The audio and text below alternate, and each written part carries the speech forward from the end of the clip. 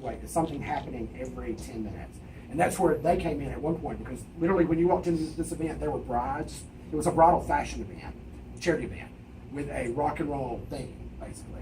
But when you walk in, there were brides hanging from the ceiling on swings. Literally, I don't know how I can even describe this. They were in bridal dresses swinging above our head. And then at one point, these two were ballroom dancing. Yeah, we're doing our big overhead lifts, and I'm watching the swings, make sure Wendy doesn't hit them. You know, it's a lot happening. And to be on the floor and to have the audience out there, it was a lot visually going on to where I think it would have looked good on camera. Have you ever told Scott about Chris and David? Your band that night? Within Reason? Within Reason. Yeah, I knew them from college. Oh, really? And what's so bad is, and you were like, oh, and they won. That's another one. Won a reality show. They won the Microsoft gig of a lifetime on the Grammys, and they got to perform on the Grammys. You know, so I've always been able to recognize good talent. You know the Cher impersonator? Yeah. He went on to Chad Michaels. Yes. I'm friends with him on Facebook. I watch every season. We got to know him and backstage with your events, and I'll write him Facebooks every now and then. He knows exactly who I am, and he'll respond. I watch every season of Drag Race because of him. The morning after my party is when he was flying to LA to start RuPaul's Drag Race. Yeah. Really? I was the only one to tell him. He was like, you got to keep it a secret. He's a nice guy.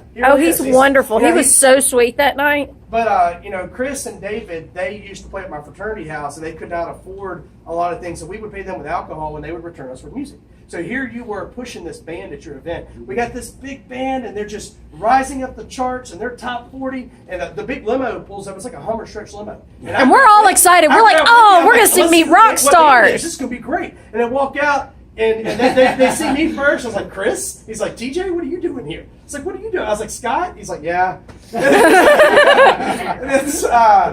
But within reason, they're climbing the charts to the top 40. They won the Microsoft Gig of a Lifetime. Like I said, performed at the Grammys. Maybe we can get them in here to talk we'll too. Get them in there because they do documentary stuff now. Documentaries and music production and music. I mean, so they've really climbed up too. It was interesting to be in the height of the recession. There were a lot of raw talent and entertainment happening in Birmingham, Alabama. In 2009 through 2011, there was a lot going on in this area. How do you know it's like, are we going to put them in the lobby? And I'm like, no, we're putting them on the roof. Yeah, we're them on the These roof. These guys played up on the roof. The top of the hotel. That could have, if I could go back. Heidi's another one that Heidi she took off too. Yeah. She's like married with 2 kids now. and all of us can be within 1 hour of each other that have all made some sort of imprint somewhere. Some of y'all have been bigger than other, but we all still made it somewhere. Right. And it's just dreaming big. And position yourself in the right And you know what? None of us are done. I'm not done. I'm just getting started. I'm not done. It really is. So what other questions y'all have for Scott? They're the most vocal group I've ever had. If you had the option to revamp the show, would you? That's a tough one. We talked about this. We indirectly talked about this the other night on just a little Facebook status. Yeah, I think it would depend on what day it was. Sometimes I would think, if I knew it was going to be done right. All right, here's a way to pitch you, Scott.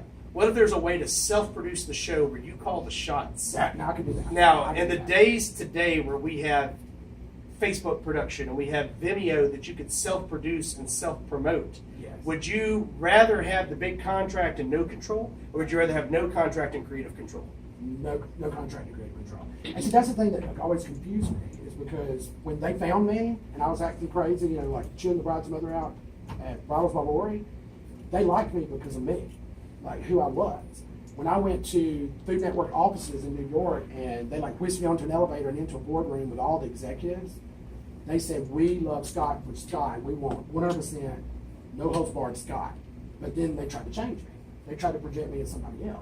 There was definitely a communications breakdown between the network and the production house. Right. But they did the same thing to us too. They were like, oh, we love who y'all are as parents on the one we did. And they were like, we love who y'all are as a couple. But then they wanted to change every single aspect of who we were, and nothing sounded like us or looked like us. They got TJ in a camo hat holding a shotgun, and they've got me with hair teased big enough for God and hot pink and camo on and this crazy wild eyeshadow and lipstick, and I'm like, but you wanted us, and this isn't us. And for me, it was a big fight all the time. Like they knew really quick from the beginning. They tried to put me in this red coat, and I'm like, I'll only do black. And I refused, and to the point that I threw it down, took out my mic, and ran out of the house. Something we talked about the other day was rights. Did you have everybody there was in on the script and nobody kind of had an issue? And I think when Wendy and I did some things, we had to give video permission for our likeness to be used on your show. Was there any kind of contracts that you had to hand to your friends? Hey, if you're going to be on the show, I've got to have you. So there were some. We never signed anything. We did a video one, but and come to find out, I was the one who knew the least about anything. Through the whole thing, I never knew what was going on. I never knew. Do you think they prefer it? Do you think, looking back now that you know my background, do you think they would have been frustrated if I could have been telling you, now Scott, watch for this. Scott, watch out for that. Look, Scott, they're going to try to do this. Oh yeah, they want a clean slate. They wanted to look up fear in my eyes. They want a clean slate so they can railroad to a degree. And for example, one day there was a wedding in Tuscaloosa, and my assistant comes up and she goes, "Oh my God, Jonathan just dropped the wedding cake." And I'm like, "Oh crap." So I go over there, and the cake is spread out over a 10-foot radius. And the reception starts in 30 minutes. I'm like, "Oh my God." And I'm sitting there going, and there were lots of bleeps on that episode. Beep, beep, beep, beep, beep. Come to find out, it was a dummy. The real cake was in the van. But I never did. I didn't know, because there was one time on episode 1, my assistant comes up to me and she goes, "Jonathan was the train wreck on my show, like the assistant that broke everything, messed up everything." Is that the one that in the intro drops the box of glasses? Yes. Okay. And she comes up to me and she goes, "Jonathan just ran the refrigerated truck into North River Yacht Club." And so in my mind, I'm thinking, "Oh, please, y'all can do better than this." But I give them what they want. Like, I'm going, "Oh my God." And I'm throwing stuff. And it was true. Like, it really did. Like, when they were cut, you go, "Scott, it really did." And I'm like, "What?" Like, $4,000 worth of damage. Like, just North River Yacht Club is like the most expensive country club on the river, right outside of Tuscaloosa. It's a very ritzy, like if you just ran your truck into Mountain Brook Country Club out here, or maybe even ritzier. For those of you that aren't from around here. And so I never knew. My stress level. I would have to think. I would have to be in control, because my stress was so bad. I could not sleep at night, and there were times they would stay in my house. My contract basically said they could hide cameras in my house anywhere except for the bathroom and my bedroom. And so I stayed in my bedroom all the time with the covers up. And listen, I'm saying producers, this is not some Hollywood bigwig. These are people probably dressed about like y'all. A producer for a show, and you can correct me if this is the shows I've been part of. They're just dressed bummy. They got the guy that I always talk about with the black shoes and the white socks and the shorts. That guy was probably there with the hat backwards. He's on every shot. That was the sound guy. He's a little overweight, right? But he's always there, and he's usually got like a Bart Simpson shirt on, right? And they just, I know we're at time, but I'm just saying those are the producers that are following you. So when you hear us use these terms, producers, this is not like Martin Scorsese following you around. Yeah. And they get close to you so they can get stuff from you they normally wouldn't. There was one morning I opened my bedroom door, bam, light in my face. The lighting guy is like here, and then Wendy would be holding the mic, and then you got another guy with the camera. Yeah. And thank God they were cute underwear.